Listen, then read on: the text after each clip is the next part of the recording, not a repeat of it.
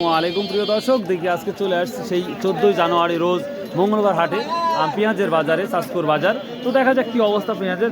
আপনারা জানেন পেঁয়াজের বাজারে কিন্তু আমার মনে হয় ধস নেমে গেছে। তো চলুন, প্রচুর আমদানি পেঁয়াজ, প্রচুর আমদানি, কিন্তু দাম বেশি না ভাই?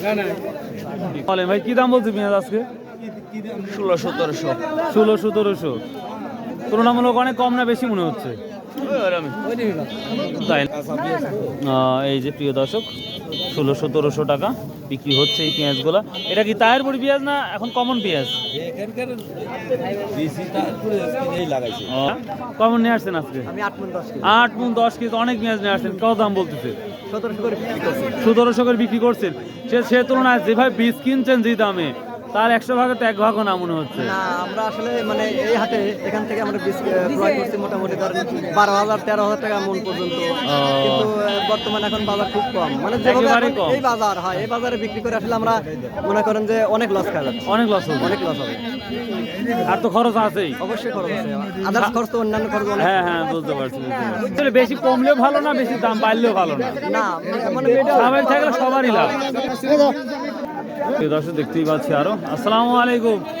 দামের কি অবস্থা? এটা বেচা হলো 1650। 1650।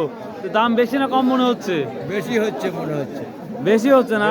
কেউ করছে কম, কেউ করছে বেশি। না মোকামের দাম কম। যে দামে বিছন কিনছি বিছনের টাকা হচ্ছে না। এই বিছনের টাকাই হচ্ছে না, আর তো খরচ তো আছে রে বা। খরচ তো আছেই। দেখতেই পাচ্ছেন 1650 টাকা বিক্রি হইলো। আরো পেঁয়াজ দেখতে পাচ্ছি। আসসালামু আলাইকুম। কি অবস্থা পেঁয়াজের ভাই? ভাই আরো 4-5টা রাষ্ট্র থেকে আনতে কোন মাল, আরো 4 আনা লাগবে। আমার তো তাহলে পড়তে হচ্ছে না।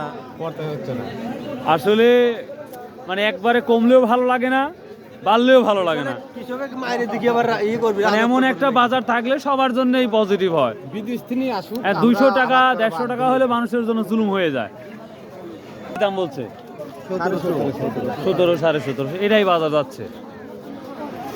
বাজার মেন বাজারটা 16,000 বেতনই কিনা। আমি তো নিজেই তো 20,000 বেতন দেখছি এই বাজারেই।